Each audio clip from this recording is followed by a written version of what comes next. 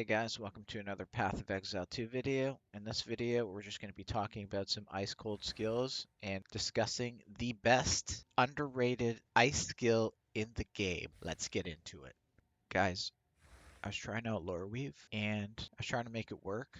And I got this one here, which has enemies chilled by your hits can be shattered as though frozen. And immediately on putting it on, I noticed what a huge difference it made for shattering enemies and just clearing maps in general. And came to the opinion that it's the single most overrated mod in the entire game for cold builds. Let me know what you think. And so I had to find a way to incorporate it into the build. And so I tried, like, this was my old ring right here.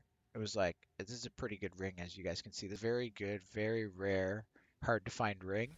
And I replaced it with this pull circle, which cost me like 30 divine. And it was a massive, massive upgrade just because of that one mod right there.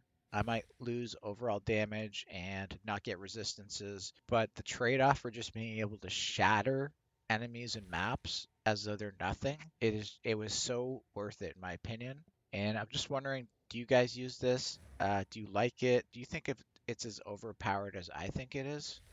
So I'm just going to show you guys what I'm using because like it's completely different from my last few videos.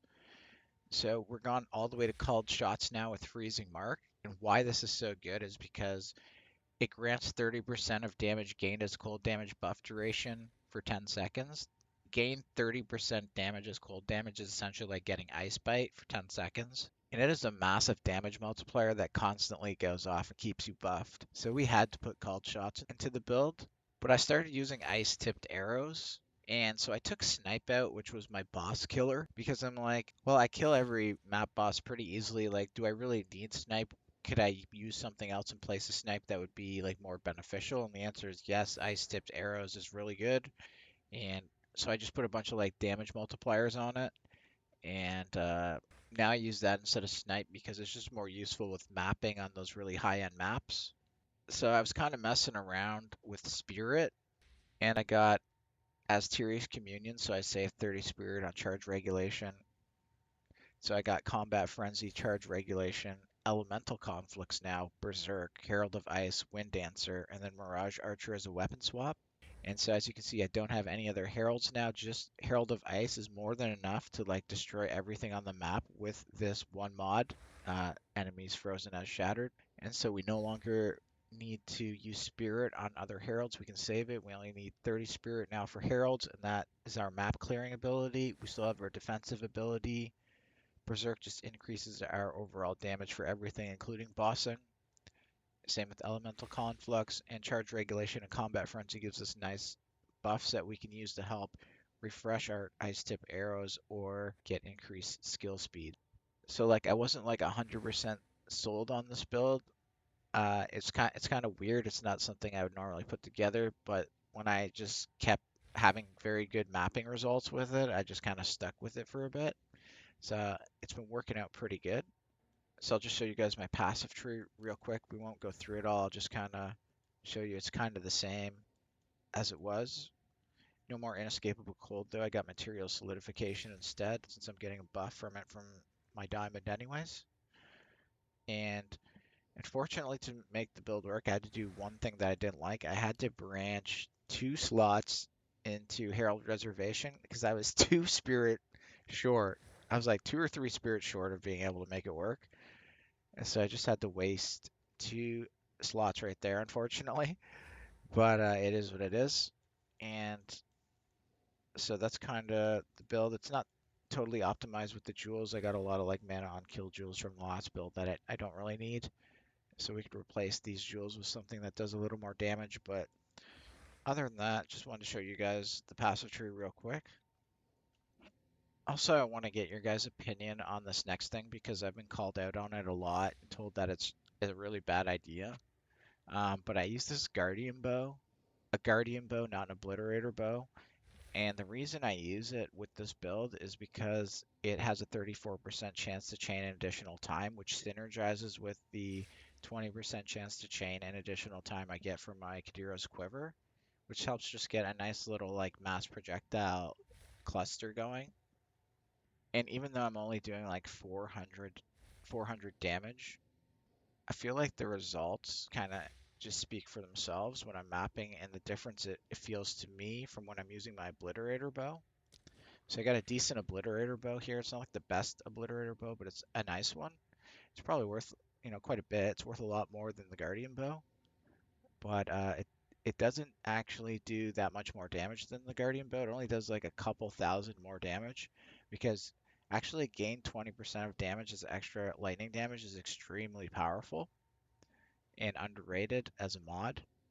And the best thing about it though is it doesn't have that 50% reduced projectile range debuff, and instead it's got 34% chance to chain an additional time. So the arrows no longer stop, after a short duration. They can travel off screen, which helps you hit enemies off screen, which helps trigger your herald off screen, which helps do a lot of things for area of effect, in my opinion. But that's a hot take. Let me know what you guys think. I don't see anybody else using guardian bows. Everybody I talk to about it says it's a bad idea. In all honesty, guys, this bow cost me 400 divine. It was a 400 divine bow to get this. Um, and I thought that was a steal, to be honest with you. Like, I thought that was, like, I jumped on that as soon as I seen that. I'm like, whoa, 400? I'm like, I'm getting that. And most people think this bow's worth like 10 divine.